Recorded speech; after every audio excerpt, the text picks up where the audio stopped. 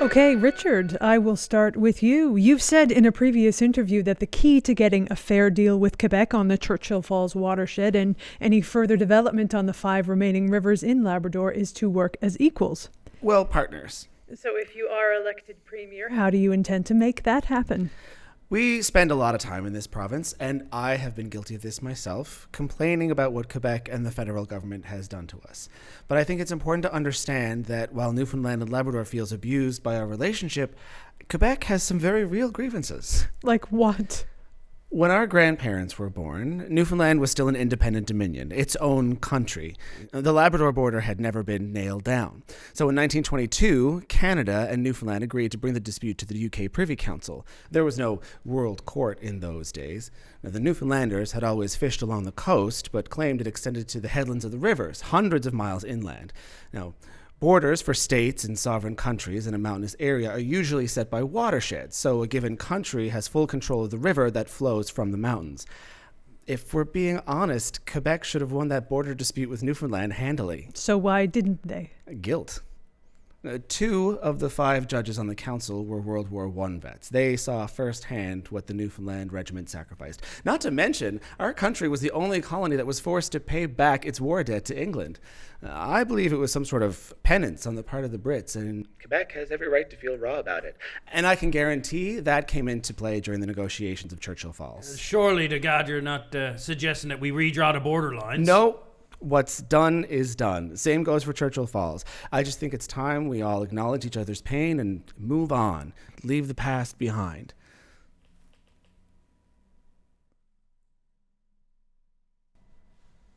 Richard, are you still with us? Look, it's simple. We're neighbors. Let's start acting like it. And James, anything to add?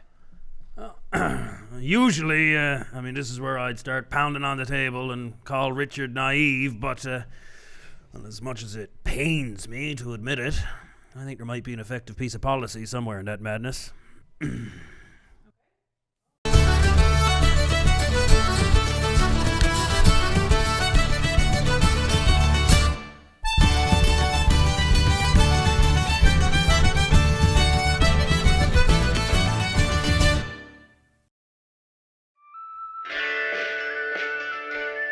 Okay, well, let's take our first caller, Nish, from the South Coast. Nish, you're on the air. Hello. Oh, Nish. Hello. Yes, Nish, my honey, you got to turn down your hearing aid. Yes, I didn't deafen you, did I? No, just a little discomfort, but we're all right. What's on your mind today? Bloody things. My granddaughter hooked it up to me cell phone, see? I got that lost, but anyway, this is a comment for both men, I suppose. I've been living down here on the southwest coast now my whole life, since I were a boy. The services is so poor down here, and I's getting so old now. I'm soon afeard I'm going to have to leave me home. And I don't just mean me house, I mean me town, and sure this is all I knows. And what town is that, Nish? It's Harbour Lacoux. Oh, yes, yeah, I feel your pain. That's a beautiful spot, I've been there many times. Sure. My wife is buried there. Like a little steer stone down over the hill, right next to me mistress. I'd be lost without the 2 of them, boy. I already am, I suppose. Doesn't get any easier, does it, Nish? No, and that's what she don't. I lost my wife recently, and nothing, not going to Harvard or working on Wall Street was ever as hard or as frightening to me. And that's what I says. I'd rather face a 50-foot squall and an 8-foot punt than face a quiet night without my Dorcas. Or Veronica. Lips on she, boy, oh, this what was full. How'd you 3 meet? As I rowed ashore from my schooner close by, a girl on the beach there I chanced to espy. Her hair it was red and her bonnet was blue, and her place of abode it was Harbour Lacoo. Boldly I asked her to walk on the sand. She smiled like an angel and held out her hand. I buttoned me Guernsey and I always me true in the dark flowing waters of Harbour Lacoo.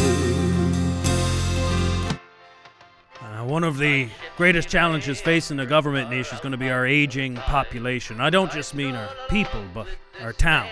As the world seems determined to move on from that way of life, and we seem forever to debate the importance of preserving our rural way of life against the need to take a real hard look at things fiscally.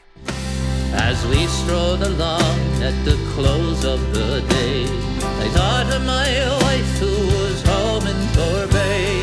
I knew that she'd kill me if only she knew I was courting a lassie in Harbour Lacoo. So what's the answer? Well, something has to give. As Richard has outlined for the past many months, the debt level is not sustainable. And with our rising unemployment and our increasing healthcare costs, the situation is dire and it needs action. But I will say this. If in balancing our checkbook we lose who we are, then nothing else we do will matter. I met an old comrade I sailed with before. He treated me kindly, saying, "Nish, how are you? Oh, it's seldom I see you in Harbour Lacoo." And as I was parting this maiden in tow, he broke up me party with one single blow. Said, "Regards to your missus and your wee kiddies too." I remember her well. She's from Harbour Lacoo.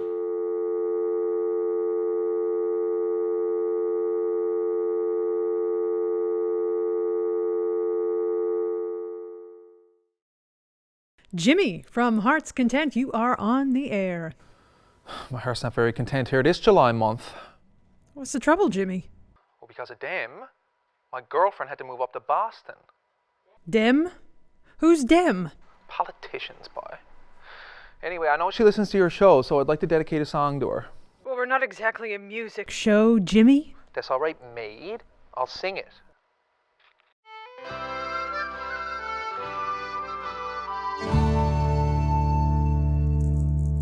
The autumn leaves are falling, and the tourists have all gone, and the children, they have all gone back to school.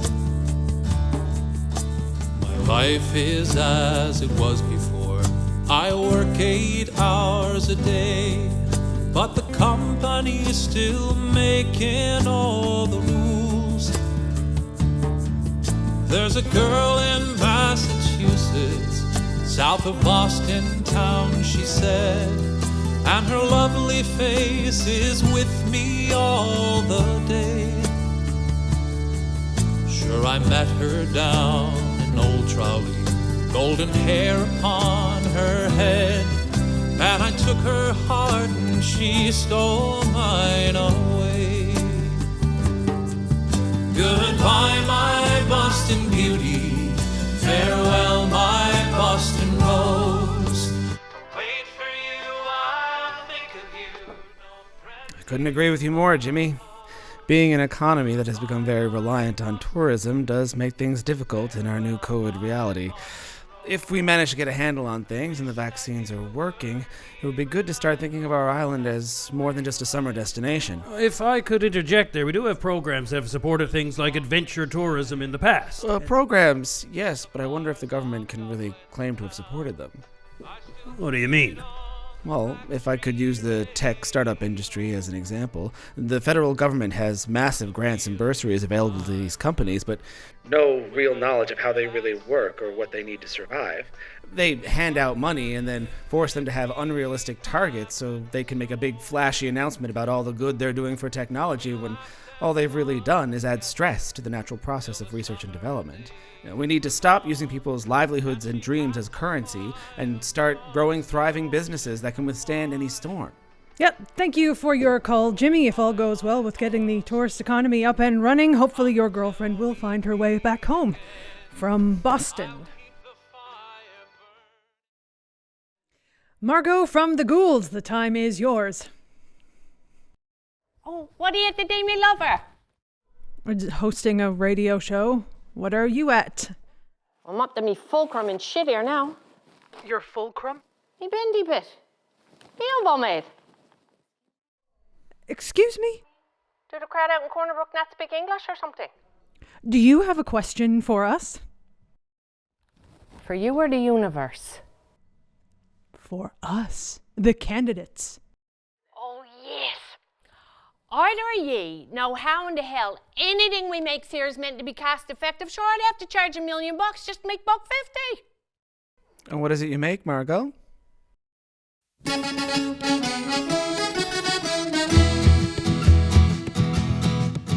Have you heard the news in Newfoundland? Rolling around the rock. How Reggie brought for Margie home a cowsy dungsy clock. Margie being a farm girl, she almost took a fit. To find the cowsy dungsy clock was really made of it. The clock was from Toronto and her mind was soon made up. She said to Reggie, get the cow and load her on the truck. We're headed for Ontario, we're off to make her big. Cause Margot's got the cargo boys and Reggie's got the rig. Reggie's got the rig, Reggie's got the rig. Margot's got the cargo boy and Reggie's got the rig. Now they're rolling through the Maritimes and the truck was nearly...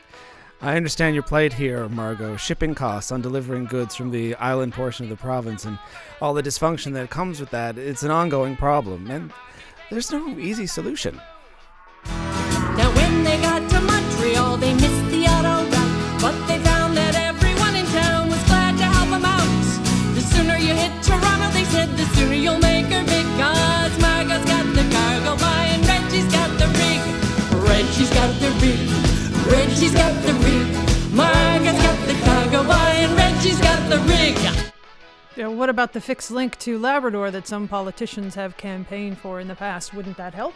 Well, certainly it would reduce our reliance on the ferry from Port aux Basques to the mainland, but the costs associated with that kind of thing, I'm not sure it's in the cards in the immediate future. But what we need to do is start looking for ways to diversify. Why not invest properly in the tech startup industry here? Newfoundlanders and Labradorians have always been great at innovation, so let's study that industry and let's foster that spirit. That kind of product can be shipped anywhere in the world, and sure, all you need is the appropriate amount of bandwidth and server farms. And I tell you, one thing that we have here in Newfoundland and Labrador is an abundance of open land and empty buildings. And maybe the time is right now to start looking to the future in that regard. Well, that's all the time we have for today. This is Sally Brown, hoping your times will get a little better.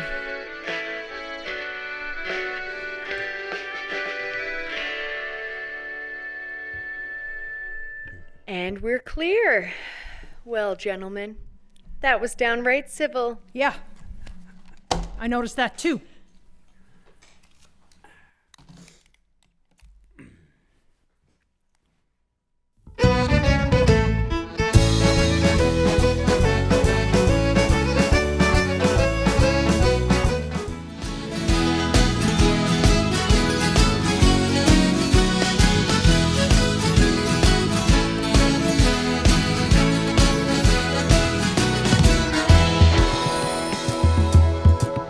Now the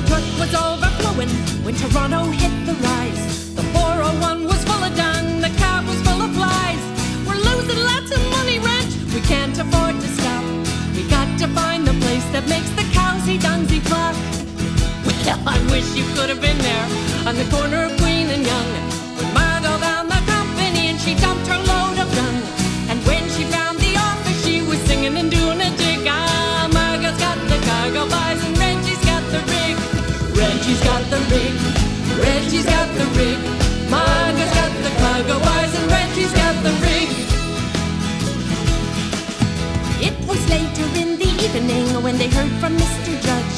I don't know what to give you, but I'll never hold a grudge. I think $1,000 would be better handed down. And 30 days of lodging will be free upon the town. Now Margot says to Reggie, what a hell of a deal we struck. We might have lost the cowboy, but still we got the truck. And now they're back in Newfoundland and they're loading up their pig. 'Cause Margot got the cargo boy and Reggie's got the rig. Reggie's got the rig.